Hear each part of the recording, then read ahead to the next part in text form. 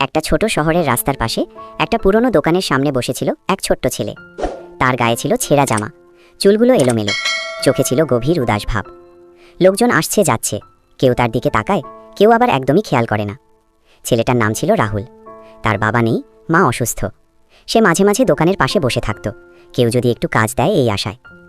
একদিন দোকানদার কাকাত্রি জিজ্ঞেস করেন, কি হয়েছে রে, এত চুপচাপ কেন?